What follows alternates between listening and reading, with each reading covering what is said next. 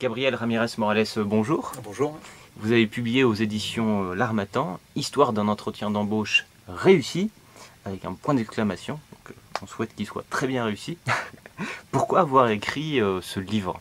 Alors, pourquoi avoir eu l'idée de faire ce livre? C'est suite à une expérience professionnelle où j'ai accompagné énormément de cadres en recherche d'emploi qui m'a donné cette idée pour la simple et bonne raison que je me rends compte que cette fameuse posture du demandeur d'emploi est relativement mal vécue pour un grand nombre d'entre eux.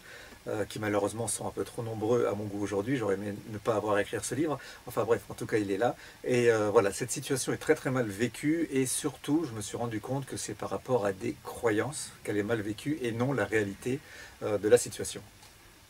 Alors, à qui s'adresse ce livre? Principalement aux demandeurs d'emploi, peut-être aussi à ceux qui font passer les entretiens? Voilà, alors par définition, bien entendu en priorité aux demandeurs d'emploi, alors quel que soit leur statut, qu'ils soient cadres ou non cadres, ceci importe peu, mais également pour les recruteurs, aussi pour les chasseurs de tête, parce que le métier va dans les deux sens.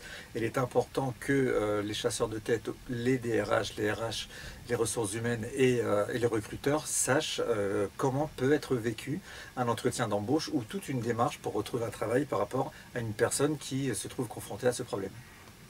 Alors, quel en est le principal objectif? Alors le principal objectif, c'est déjà de rétablir la réalité et de bien faire un focus par rapport à notre passé, par rapport à ce qu'on veut, par rapport à nos compétences, par rapport à nos capacités, et essayer d'extraire de tout ça et d'annuler, voire d'arrondir certaines croyances qui nous pousseraient à vivre cette situation comme une situation négative.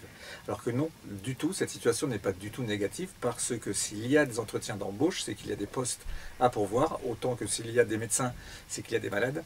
Et donc la situation est la même, et ce n'est pas une posture négative qu'il faut aborder, mais au contraire, il faut toujours rester battant, il faut donner envie d'être embauché, il faut se mettre en avant, il faut être motivé, il faut arriver à retrouver une confiance en soi par une estime de soi, une image de soi et un amour de soi. Donc ce livre est vraiment conçu avec tous ces outils qui vont permettre à la personne d'aborder mieux que cela, mieux qu'en temps normal, l'entretien d'embauche. Bien entendu, malheureusement, ça ne veut pas dire que ça va marcher pour autant, mais tout du moins, la personne sera en bonne posture et au minima, elle ne perdra pas confiance en elle, ce qui est déjà énormément important.